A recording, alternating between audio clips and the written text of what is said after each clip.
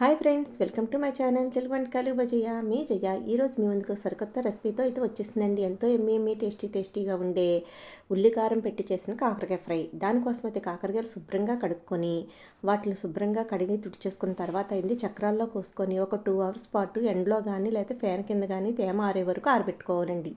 ఆ తర్వాత ఒక బాండీ పెట్టుకొని కొంచెం ఆయిల్ వేసుకొని వీటిని అటు ఇటు తిప్పుకుంటూ కొంచెం బ్రౌన్ షేడ్ వచ్చే వరకు ఫ్రై చేసుకోవాలి. అన్ని ముక్కలు అలా ఫ్రై చేసుకొని పక్కన పెట్టుకొని అందులో మనం ఉల్లికారం తయారు చేసుకోవాలి కదండి. దానికోసం అయితే ఒక మిక్సీ జార్ చేసుకొని కొన్ని వెల్లుల్లిపాయలు, ఒక మీడియం సైజు ఉల్లిపాయ, అలాగే పసుపు, కారం, సాల్టు ఇవన్నీ వేసుకోవాలండి. తర్వాత కొంచెం ధనియా పౌడరు, పచ్చిమిర్చి అవి కూడా వేసుకొని మంచిగా పేస్ట్లా చేసుకోవాలండి.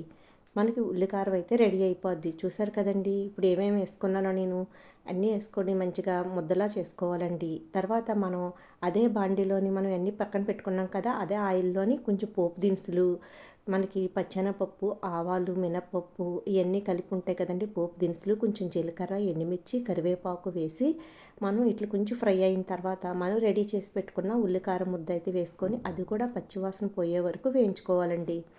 చాలా సింపుల్ అండి, ఈజీగా చేసుకునే కాకరకాయ ఫ్రై మంచి టేస్టీగా ఉంటుందండి. హెల్త్కి కూడా మంచిది. కాకరకాయలోని మంచి బెనిఫిట్స్ అయితే ఉంటాయి కదండి. షుగర్ పేషెంట్లు అయితే ఎక్కువగా తీసుకుంటారు. కాకరకాయ తీసుకోవడం వల్ల ఆరోగ్యానికి ఎన్నో ప్రయోజనాలు ఉంటాయండి.